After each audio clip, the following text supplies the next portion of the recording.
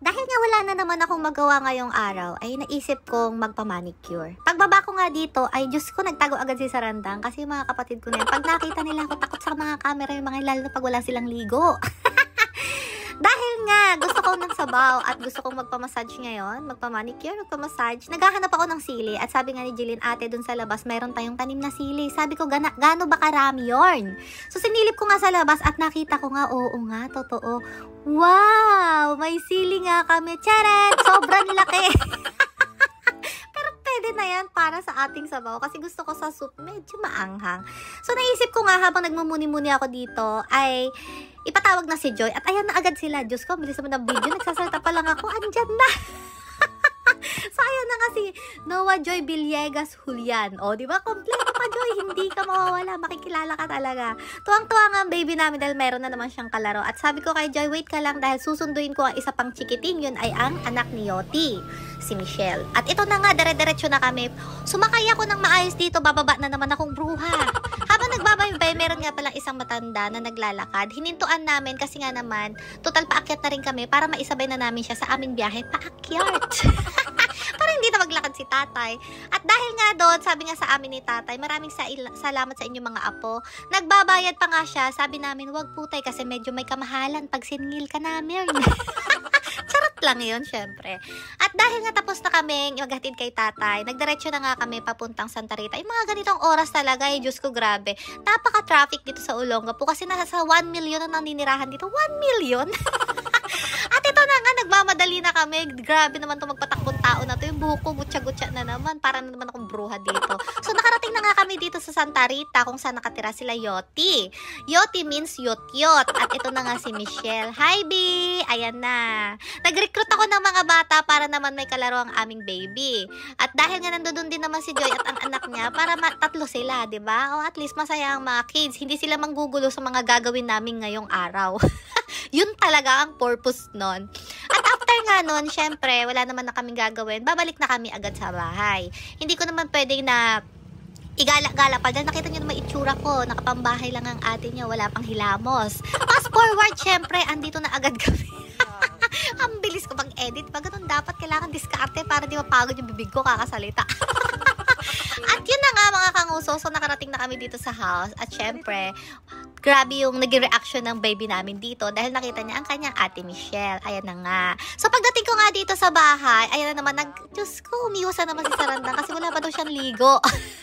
Pagdating ko nga dito, may baby na naman kaming panibago. Ay, Diyos ko. Ito nga pala si Yumi. Hi, Yumi. Dala yan ng tita Nick ko at binenta niya sa amin sa halagang 500 peso. O, diba? Napakabait. 500 lang. Kasi, syempre, kamag-anak naman, pinsan, kadugo at kalahi. O, daming explanation na. Pinaliguan na nga ni Sarandang si Yumi. Ang lahi po ng aso is Shih Tzu ba yun? Tapos Pomeranian. Tapos ang umampon ay isang Ita. Yun ay si Sarandang. Magagalit tong kapatid ko pag napanood niya itong video. So, ayan nga si tita. Dahil nga kakukuha pa lang ng aso, wala pa kaming blower para dun sa dog. Kaya si tita muna nagpunas-punas. And after that, syempre, ito na nga ako. Kailangan kong magpa-manicure. Kaya sabi ko kay Joy, simulan na natin ng session. Eh, syempre, dalawa lang naman ang kamay ni Joy, hindi kaya maging 4. Kaya, habang nagmamanicure kami, si Jillian, nagmamanicure siya ng sarili niya. Dito nga sa video na to, hindi nga alam ni Joy kung paano ikakabit yung design na bling-bling. Kaya sabi ni Jill, ako na nga nanggigigil ako sa inyo, kanina pa kayo dyan. So, ito na nga, inagaw na ni Jillian kay Joy at siya na ang nagkabit sa akin. Kasi ngayong kamay ko, galing tayo ng Japan, pero kala mo'y magsasaka. Ayan na, nilagyan nila ng bling-bling. Di ko maintindihan, para saan ba yarn? Gusto ko lang naman maging malinis. Bakit kailangan kumukuti-kutita pa? Itong kapatid ko may pakana niyan kasi sabi niya, kailangan gigimik tayo, maganda ang kamay mo, ate. After nga namin mag-manicure, syempre mga nagutom ang oat. Ayan na nga si Jeline, Diyos ko. Teka lang, tumulo yung laway ko. Kumakain lang kami dito, tinapay at kape lang. Kasi nga, syempre, pampalipas lang naman ng gutom. So, sabi ko nga sa kanila, after na kumain, ito na nga, nakita niyo yung baby namin. Sabi ko kasi magpapamassage ako. So, nakikita niya, yung mama Jeline niya, pag masakitan siya, pinupunasan ng mansanilya. Kaya pinunasan niya rin ako. At ito na nga, syempre, wala tayong gala ngayon. Ayoko naman na everyday. Pag ako kasi nalasing kinagabihan, kinabukasan, stroke ako. Hindi mo ako pwedeng painumin. So, talaga kailangan relax. Nagpamassage ako kay Joy. At sabi nga ni Joy, grabe na may likod mo. Puro bloke ng lamig. Puro bloke, ah. After nga namin i-massage ni Joy yung likod ko, so sa paa na siya. Sabi niya, ang paa mo maganda, pero may amoy. Melon amoy pala. Babay na kuya. At dahil nga tapos na ang masahe at gabi na si Joy bibili pa ng ulam, ay sabi ko nga sa kanya, umuwi na kayo. Kasi nga, para makabili pa siya ng ulam nila at makahabol pa siya sa oras ng palengke. So, hinatid ko na nga sila dito sa labas at sabi ko nga kay Genesis na ihatid na lang sila Joy sa kanila nang sa ganon ay hindi na mamasahe. At syempre, mga kanguso, tatapusin ko na rin ang vlog na to, di ba? So, ayan na, hahatid na ni Genesis sila Joy doon sa taasan para naman makauwi na sila kasi nga ito'y gabi na.